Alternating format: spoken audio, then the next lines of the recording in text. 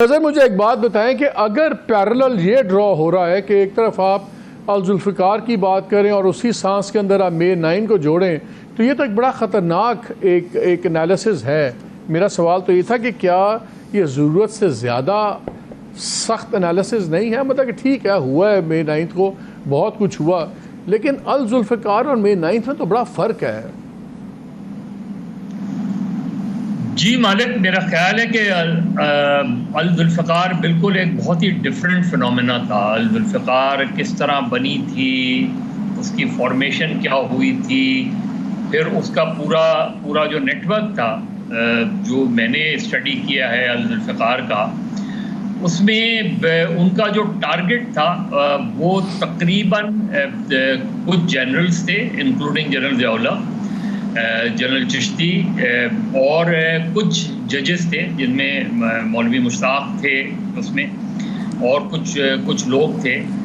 और वो जो है उन्होंने उस तरह की टेररिस्ट एक्टिविटीज़ की, उसमें बहुत से लोग कत्ल हुए, प्लेन हाईजैक हुआ।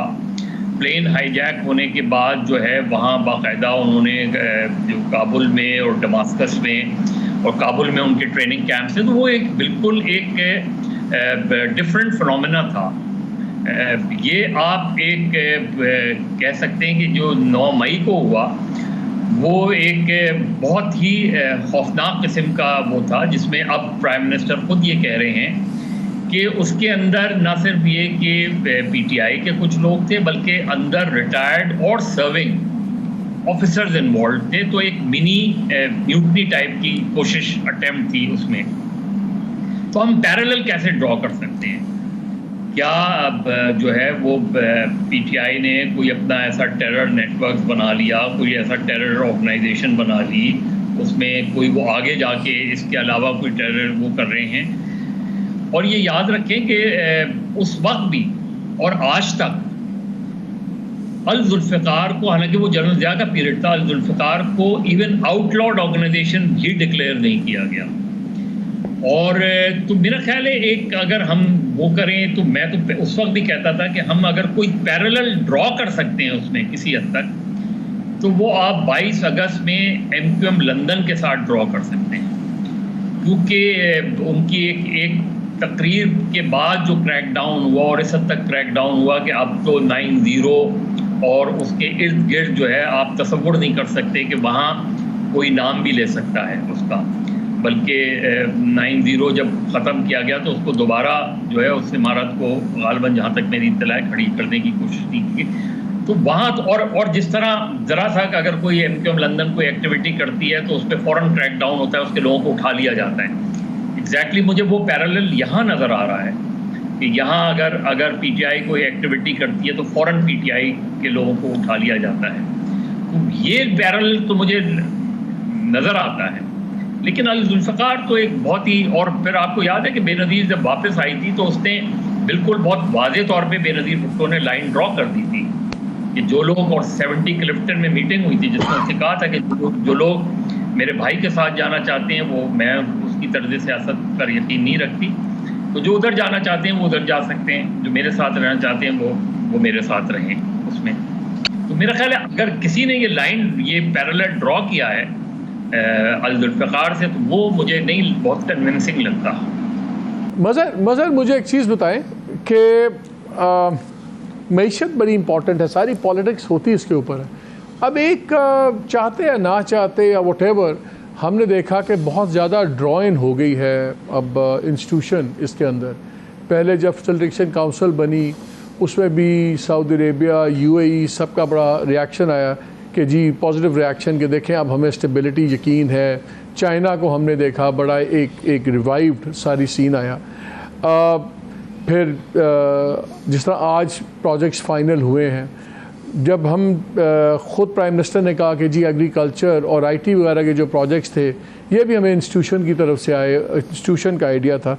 आज मैं ये आर्मी चीफ़ की भी बातें देख रहा था जो उन्होंने जरगे में ISPR की प्रेस रिलीज़ में है, उसमें एक उन्होंने कहा कि जी जो कबायली इलाके जिनका इंतज़ाम हुआ था KP के अंदर, उनके हल के लिए एक सेक्रेटरिएट कायम किया जाएगा। दिस इज़ समथिंग जो सिविलियंस को कर लेना चाहिए था खुद ही, ये भी वो बता रहे हैं। फिर उन्होंने कहा कि तकरीबन 81 अरब रुपए की मालियात के तरक्की फ्लाई बहबूद के प्रोजेक्ट्स होंगे जो फ़ौज करेगी KP की गवर्नमेंट के साथ। इसी तरह हमने बलूचिस्तान में भी देखा।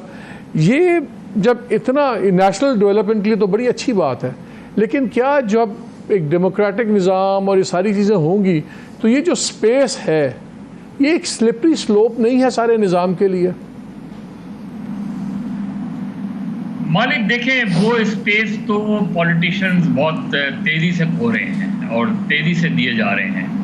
ये समझ रहे हैं कि आप वेस्टमिनिस्टर का पार्लियामेंट्री सिस्टम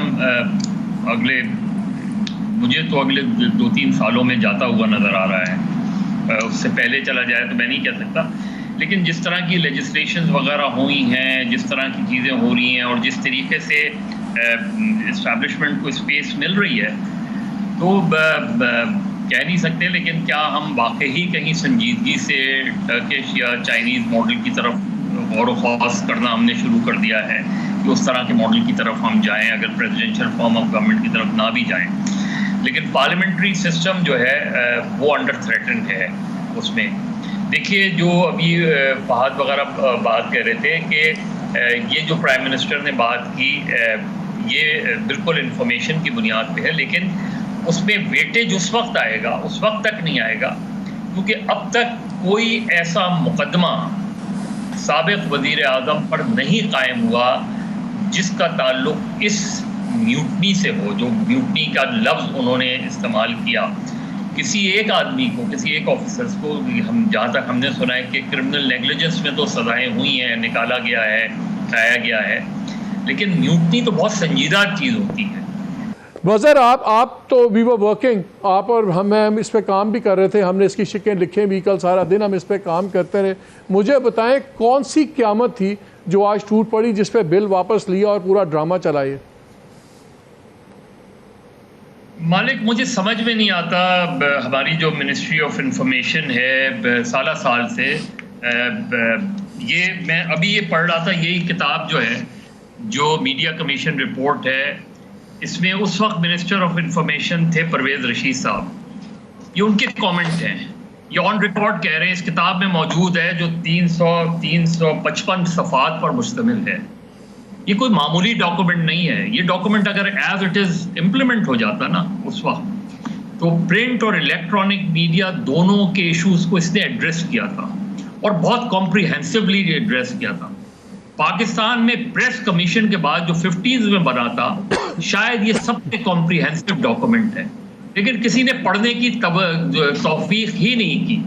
इसमें आरिफ अलवी साहब का क्वेश्चन भी है पार्लियामेंट में, इसमें परवेज़ रशीद साहब का जवाब भी है कि हाँ, मीडिया कमीशन की रिपोर्ट सबमिट हो गई है सुप्रीम कोर्ट में, सारी चीज़ें हैं। इसमें यह भी है कि हाँ, हम कंसल्टेशन कर रहे हैं। अब आप तसव्वुर करें 2013, हम आज बैठे हैं 10 साल बाद 2023 में, इस किताब को हम लिए बैठे हुए हैं। हम और क्या कह रहे थे?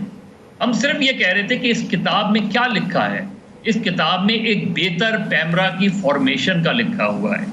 इस किताब में ये लिखा है कि पैमरा को किस तरीके से बनना चाहिए, किस तरीके से चलना चाहिए।